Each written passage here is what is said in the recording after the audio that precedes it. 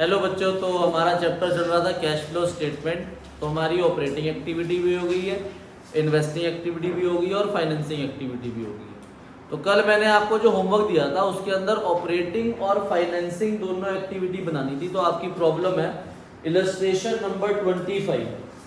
देखो पहले ना इलस्ट्रेशन को रीड करते हैं और आप लोग मुझे बताना कि ये ऑपरेटिंग एक्टिविटी का पार्ट है या फाइनेंसिंग एक्टिविटी का पार्ट है। देखो cash flow from operating activity बनानी है और फाइनेंसिंग एक्टिविटी बतानी है। तो सबसे पहले ना इक्विटी शेयर कैपिटल दे रखा है आपको। ओपनिंग में 20 लाख और क्लोजिंग में 30 लाख हो गया। तो कितना बड़ा शेयर कैपिटल?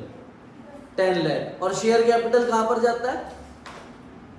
फाइनेंसिंग एक्टिविटी के अंदर। उसके बाद है 10% preference share capital. Preference share capital भी कहा जाता है फाइनेंसिंग में, पर उससे पहले जो 10% दे रखा है वो 10% का डिविडेंड निकलता है। और डिविडेंड पेड आपका ऑपरेटिंग एक्टिविटी और फाइनेंसिंग एक्टिविटी दोनों जगह जाता है। आज मैं आपको ये भी लिखवाऊंगा कि कौन सी दो चीजें हैं या कौन कौन सी ऐसी आइटम्स है जो ऑपरेटिंग में भी जाती है, इन्वेस्टिंग में भी जाती है और फाइनेंसिंग में भी जाती है। तो बड़े इंपॉर्टेंट पॉइंट्स है जो आज हम डिस्कस करेंगे। अब इसके बाद है सिक्योरिटी प्रीमियम। सिक्योरिटी प्रीमियम जो है ये आपको पता है इक्विटी शेयर कैपिटल के साथ ही होता है। तो ये कहां पर जाएगा? फाइनेंसिंग एक्टिविटी के अंदर। फिर प्रॉफिट एंड लॉस का बैलेंस दे रखा है। अच्छा, प्रॉफिट एंड लॉस का बैलेंस कहां जाता है? ऑपरेटिंग में। अगर आपको याद हो तो हम नेट प्रॉफिट बिफोर टैक्स निकालते हैं, difference between opening PL and closing PL. तो हमारे पास ओपनिंग पीएल दे रखा है 4 लाख एंड क्लोजिंग पीएल है 8 लाख। तो हमने इस साल कितना प्रॉफिट कमाया? 4 लाख रुपीज। तो वो जाएगा नेट प्रॉफिट बिफोर टैक्स में। उसके बाद 10% डिवेंचर है। डिवेंचर फाइनेंसिंग में जाता है, पर डिवेंचर ना इंक्रीज हो रहे ना डिक्रीज हो रहे, 10 लाख के 10 लाख ही रहे। तो जो 10% डिवेंचर है वो जाएगा आपका, 10% इंटरेस्ट जाएगा ऑपरेटिंग एक्टिविटी में भी और फाइनेंसिंग एक्टिविटी के अंदर भी। अब नीचे फर्स्ट पॉइंट कह रहा है कि जो इक्विटी शेयर आपने इशू करे हैं वो 10% प्रीमियम पे करे हैं। हमारे ऊपर equity share capital 10 lakh rupees से बढ़ रहे हैं। तो 10 लाख का 10% कितना होता है? 1 लाख। तो वो सिक्योरिटी प्रीमियम रिजर्व है तो वो ऐड हो जाएगा। सेकंड पॉइंट कह रहा है इंटरिम डिविडेंड पेड करा। अब क्या लिखा हुआ है कौन से इक्विटी शेयर पे पेड करा? ओपनिंग पे या क्लोजिंग पे? नहीं ना, तो किस पे लगाएंगे? ओपनिंग पे।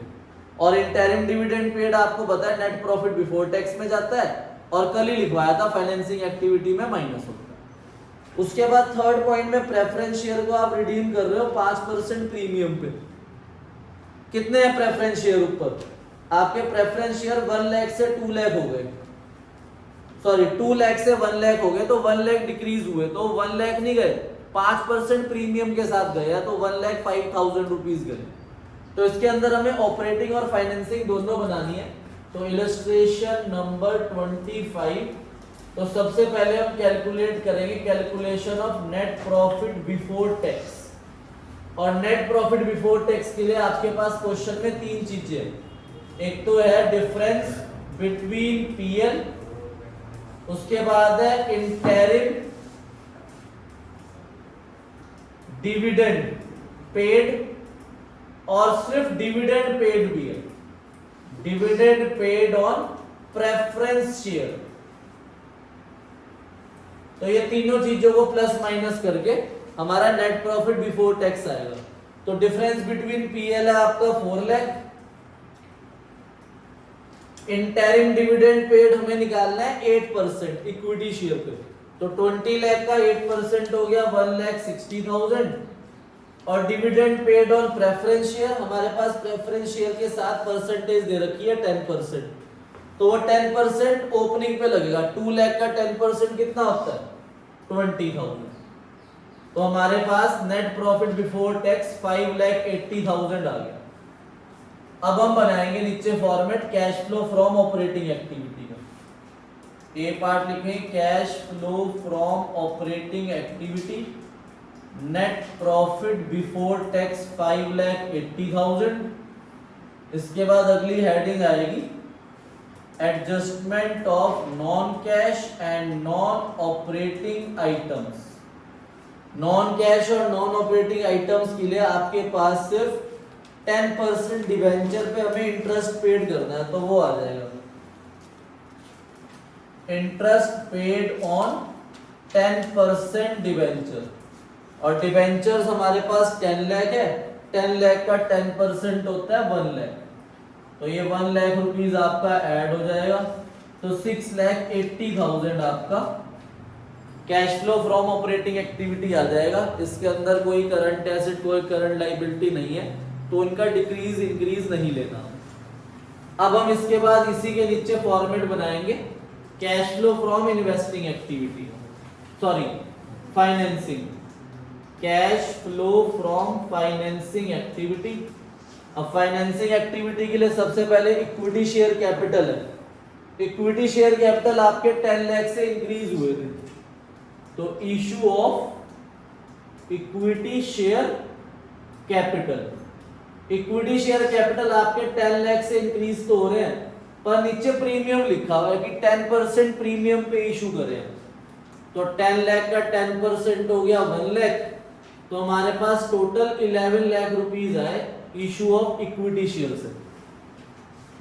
प्रेफरेंस शेयर जो हमारे रिडीम हो रहे हैं वो 5% प्रीमियम पे गए हैं, तो redemption of 10% preference share capital, तो 1 लाख में आपने प्रीमियम ऐड करा है, तो 1 लाख हो गया आपका 1 लाख का 5%, 5,000, तो 1,05,000 रुपीज आपका पे हुआ है, तो 1,05,000 माइनस हो जाएगा।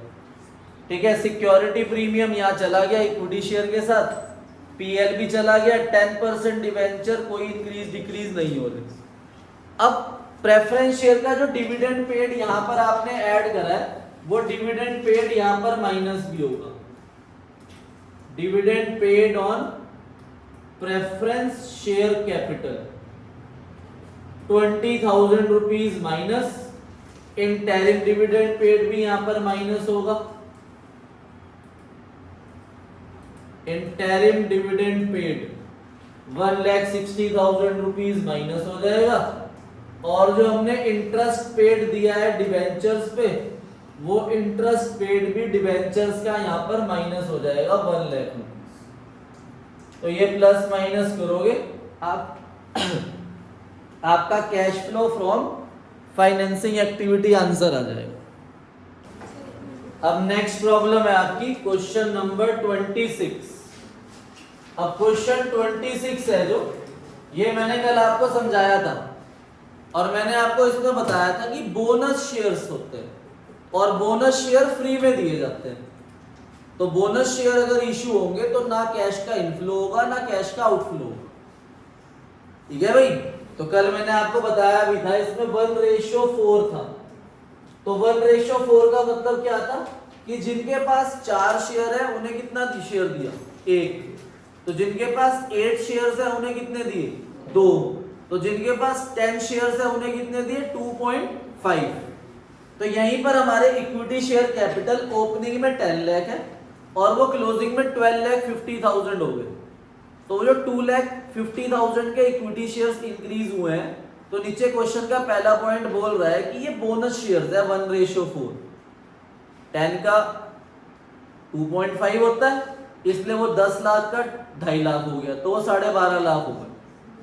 अब सेकंड में आपको 8% प्रेफरेंस शेयर कैपिटल दे रखा है जो 0 से 2 लाख हुए, तो प्रेफरेंस शेयर कैपिटल आपके इंक्रीज हुए।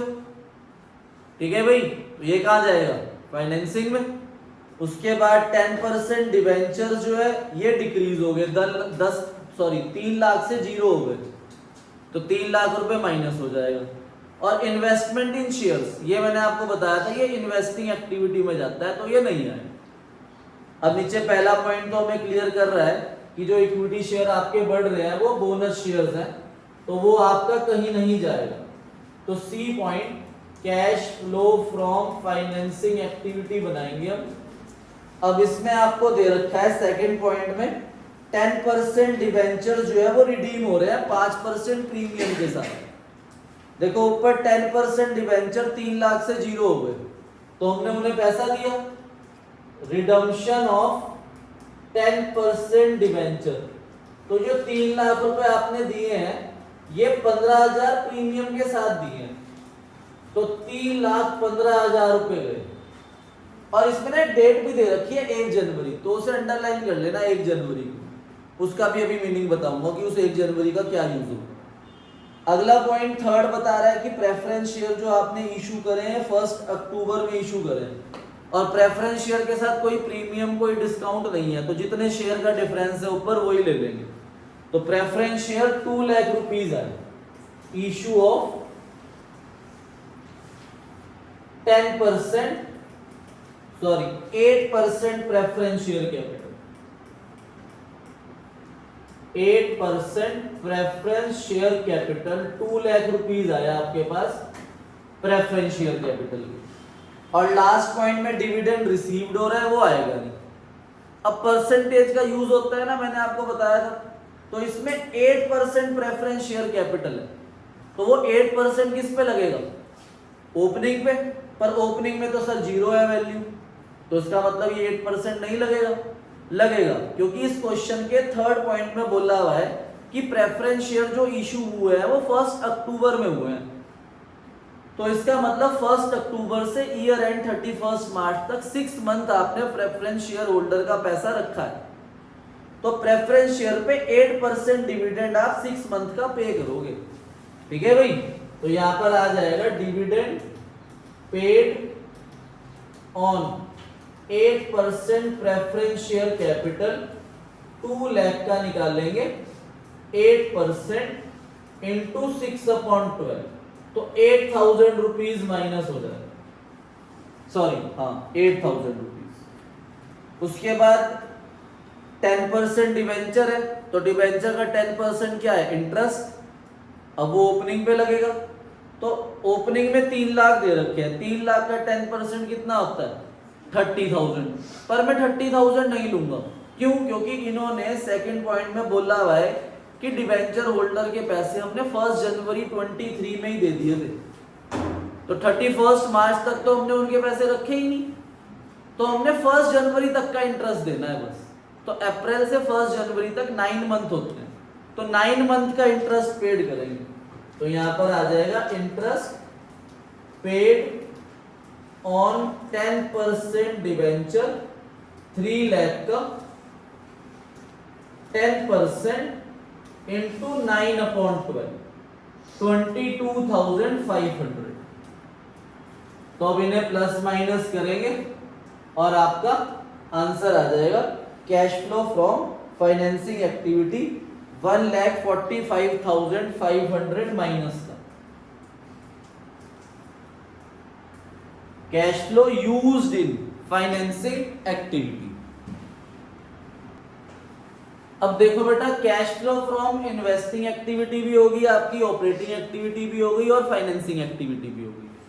अब हमारे जो क्वेश्चन एग्जाम के अंदर आते हैं उसमें ऑपरेटिंग, इन्वेस्टिंग और फाइनेंसिंग तीनों बनाने के लिए आती है। तो आपको मैंने स्टार्टिंग में याद है फॉर्मेट लिखवाया था, ठीक है? अगर मैं एक बार दोबारा उस फॉर्मेट को बोलूं तो आपको याद होना चाहिए कि सबसे पहले हम बनाते हैं नेट प्रॉफिट बिफोर टैक्स। तो नेट प्रॉफिट बिफोर टैक्स के अंदर डिफरेंस बिटवीन पीएल आता है, ठीक है? प्रोविजन फॉर टैक्स कौन से ईयर का आता है? करंट ईयर का।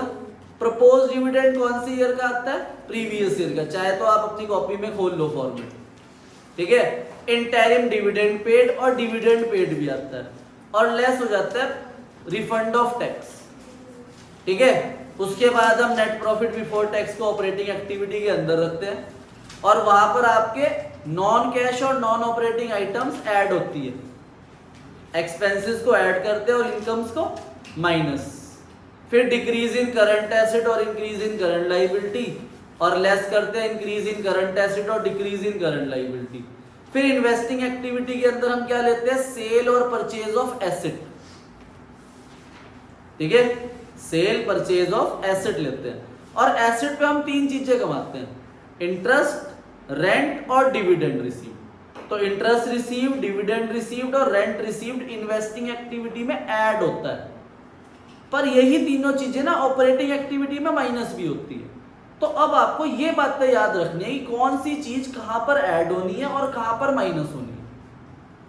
हम इसे ऑपरेटिंग में इसलिए माइनस करते हैं क्योंकि ये ऑपरेटिंग एक्टिविटी का पार्ट नहीं है, एग्जाम के अंदर ना थ्योरी में क्वेश्चन आता है कि बताओ इंटरेस्ट रिसीव्ड कौन सी एक्टिविटी का पार्ट है, ऑपरेटिंग का या इन्वेस्टिंग का या फाइनेंसिंग का।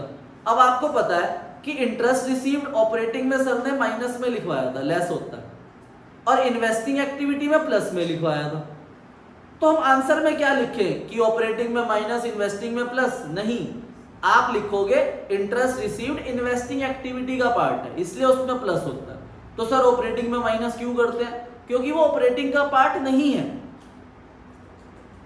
भाई, वहां पर इनकम ऐड हो रखी है। प्रॉफिट में प्रॉफिट कैसे निकलता है? इनकम्स को ऐड करके और एक्सपेंसेस को माइनस करके हमारा प्रॉफिट आता है।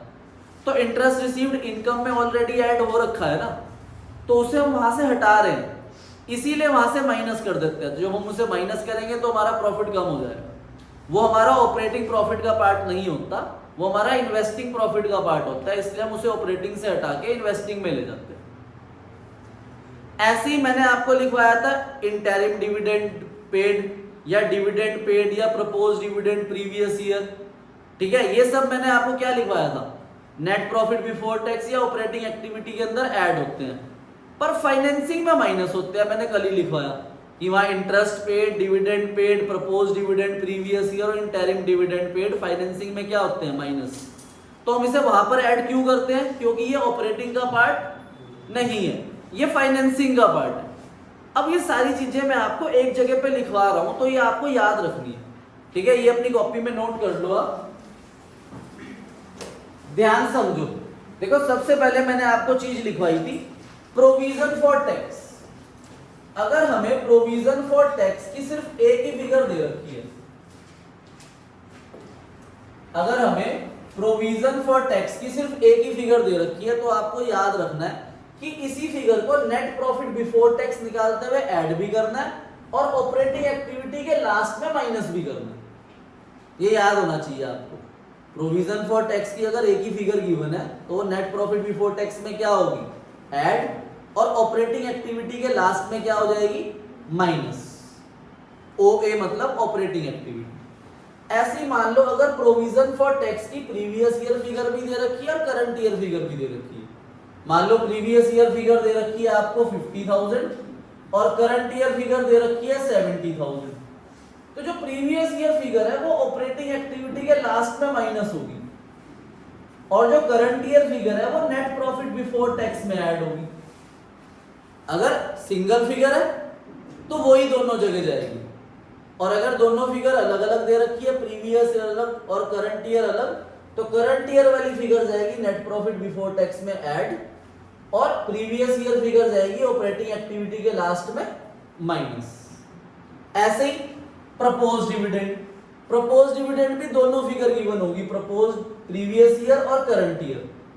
तो करंट ईयर फिगर का कुछ नहीं होगा, जो प्रीवियस ईयर फिगर है वो ही जाएगी आपकी नेट प्रॉफिट बिफोर टैक्स में ऐड, और फाइनेंसिंग एक्टिविटी के लास्ट में माइनस हो जाएगी, ठीक है। वही सिंगल फिगर प्रीवियस ईयर वाली फिगर ही दोनों जगह जाएगी। ऐसे अगर मान लो हमें डिविडेंड पेड या इंटरिम डिविडेंड पेड दे दिया जाए, तो वो कहां जाएगा, नेट प्रॉफिट बिफोर टैक्स में ऐड और फाइनेंसिंग एक्टिविटी में माइनस, दोनों जगह। इंटरेस्ट पेड दे दिया गया अगर, चाहे वो किसी का भी हो, लोन का हो, डिबेंचर्स का हो, शॉर्ट टर्म बोरोइंग हो, लॉन्ग टर्म बोरोइंग हो, इंटरेस्ट पेड आपका ऑपरेटिंग एक्टिविटी में क्या होगा, ऐड, और फाइनेंसिंग एक्टिविटी में क्या होगा, माइनस। तो इसे नोट करो, ये बातें आपको याद होनी चाहिए। देखो ये वाली सारी चीजें जो मैंने आपको लिखवाई है, इसमें ज्यादातर देखो फाइनेंसिंग एक्टिविटी का पार्ट बन रही है और ऑपरेटिंग एक्टिविटी का या नेट प्रॉफिट बिफोर टैक्स का, ठीक है। पर बहुत सारी आइटम ऐसी भी होती है जो ऑपरेटिंग और इन्वेस्टिंग में जाती है, तो उन्हें भी लिख लेते हैं। तो देखो भाई, जैसे इंटरेस्ट रिसीव्ड, रेंट रिसीव्ड या डिविडेंड रिसीव्ड हुआ, अब ये इन्वेस्टमेंट भी तो है, आपने कहीं पर इन्वेस्टमेंट करी, वहीं पर तो आपको इंटरेस्ट मिलेगा या डिविडेंड मिलेगा।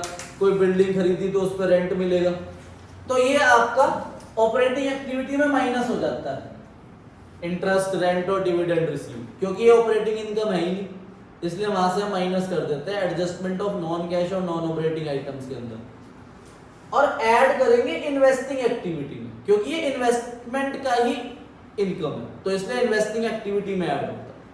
अब ध्यान से देखना, अगर मान लो आपको गुडविल दे दे या इंटेंजिबल एसेट दे दे या पेटेंट, ट्रेडमार्क या कॉपीराइट दे दे, ठीक है, और इसकी प्रीवियस ईयर फिगर दे रखी है 50,000 और करंट ईयर फिगर है 40,000, तो ये डिक्रीज हो रही है ना। तो ये मैंने आपको बताया था return of, goodwill return of, तो ये ऑपरेटिंग एक्टिविटी में ऐड होता है। अगर ये 10,000 रुपीज या जितना भी अमाउंट डिक्रीज हो रहा होगा तो उसे रिटर्न ऑफ मानेंगे, इंटेंजिबल एसेट रिटर्न ऑफ या गुडविल रिटर्न ऑफ, लिखवा भी रखा है आपको फॉर्मेट में। तो ये ऑपरेटिंग एक्टिविटी में ऐड होता है। पर सर अगर मान लो ये इंक्रीज हो जाए, करा भी था हमने एक दो क्वेश्चन के अंदर, अगर गुडविल, पेटेंट, ट्रेडमार्क, कॉपीराइट या इंटेंजिबल एसेट इंक्रीज हो रहे हैं, मान लो 55,000 से 60,000 हो गए, तो कितने इंक्रीज हुए? 5,000 रुपीज। अब ये इंक्रीज हो रहे हैं 5,000 रुपीज, तो इसे परचेज मानेंगे, और purchase of asset investing activity में क्या हो जाता है? माइनस। तो ये सारी बातें आपको याद होनी चाहिए क्वेश्चन को शुरू करने से पहले। तो इसीलिए मैं एक पूरी वर्कशीट इसकी ग्रुप में सेंड कर दूंगा, तो कल वो सारे बच्चों को अपनी कॉपी में फॉर्मेट उतार के आना है, अपने हैंड रिटन पूरा फॉर्मेट में भेजूंगा ग्रुप में, आपको से पहले पेज से लेके आखिरी पेज तक अपनी कॉपी में लिखना है, और ये वाली सारी चीजें आपको याद होनी चाहिए। तो कल मैं सबसे पहले फॉर्मेट ही सुनूंगा, क्योंकि तभी हम क्वेश्चन कर सकते हैं जिसमें ऑपरेटिंग, इन्वेस्टिंग और फाइनेंसिंग आपको बनानी होगी। अब मैं आज आपको वो होमवर्क दे रहा हूं जो होमवर्क आपने पहले करा हुआ भी है, तो इसीलिए इन क्वेश्चंस के अंदर गलती नहीं होनी चाहिए, ठीक है भाई। होमवर्क में आपके पास क्वेश्चन नंबर 13 का ए पार्ट, क्वेश्चन नंबर है आपका 17, क्वेश्चन नंबर 20, क्वेश्चन नंबर 25। तो ये आप ध्यान से प्रैक्टिस करके आना घर से, और कल से हम ऑपरेटिंग एक्टिविटी, इन्वेस्टिंग एक्टिविटी और फाइनेंसिंग एक्टिविटी एक ही क्वेश्चन के अंदर बनाएंगे। आपको fix asset account, accumulated depreciation account, non current investment account, ये सारे अकाउंट आपको पता होने चाहिए। एक अकाउंट हमारा रहता है अभी सीखना, प्रोविजन फॉर टैक्स का अकाउंट भी आएगा बनाने के लिए, ठीक है, वो बड़ा छोटा सा है, ठीक है भाई। तो उसके बाद अब मान लो 6 मार्क्स के क्वेश्चन की प्रैक्टिस शुरू होगी हमारी कल से।